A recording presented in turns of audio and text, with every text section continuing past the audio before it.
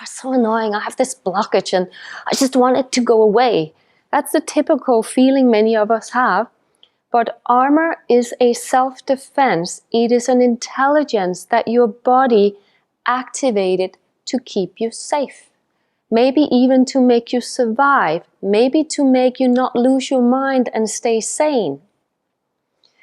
So when we meet armor and we would like to release it, I always wish to meet it with honor, with gratitude, with heart, with love, because that part of your body has been upholding a really important job, keeping you safe, making you capable of managing a situation that back when it happened, you were not capable. That's why your body had to defend and protect itself. And the armor can come in many ways. It can be a purely physical armor where you're numb, you don't really feel anything. So when people touch you, it's hard for you to feel the touch. Maybe you can feel where they're touching you, but you have a really hard time feeling if they are stroking or moving circular, because your sensations in the skin doesn't give many messages to your brain about what's going on.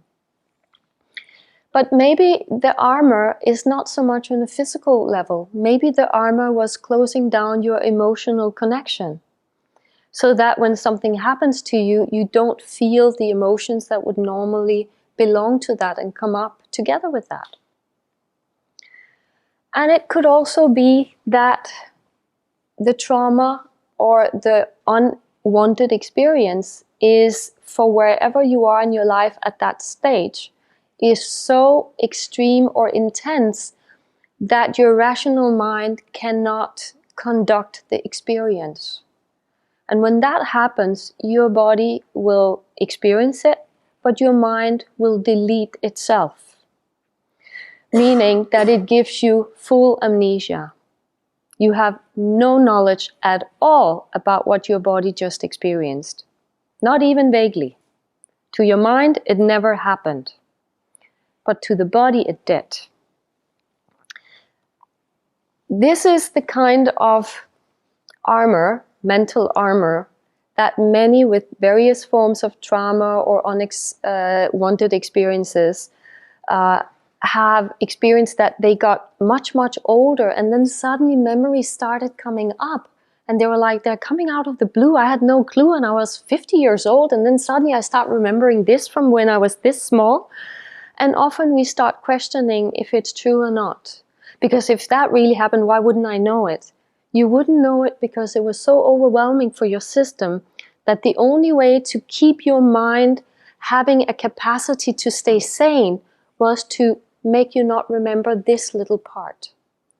But when your life develops in a way where you become more and more safe, you get a good community around you with family or friends that helps you have a safe environment. You have a stable daily life. You have developed various adult skills and capacity and conductivity. Then at some point, because our body always wants to heal if possible, it will start to open up these things, and then suddenly it starts coming to the surface. Because now you're starting to be ready.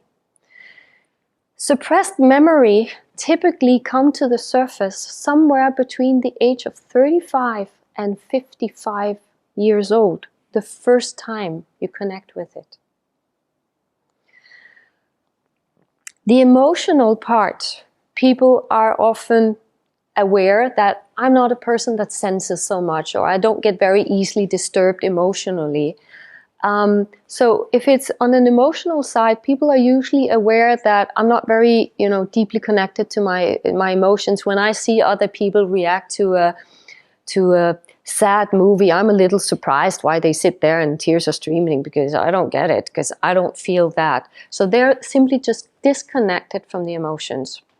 And some of them are aware that this is a protective mechanism that I had to sort of toughen up, and therefore I don't really sense anything.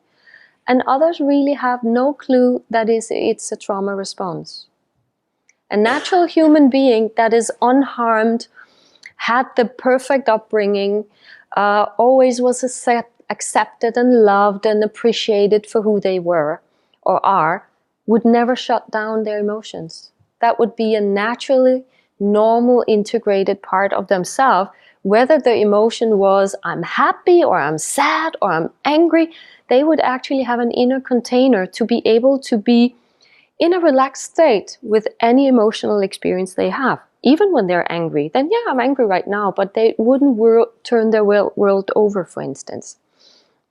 And then we have the ones that I often meet, which are people that describe themselves typically as head people.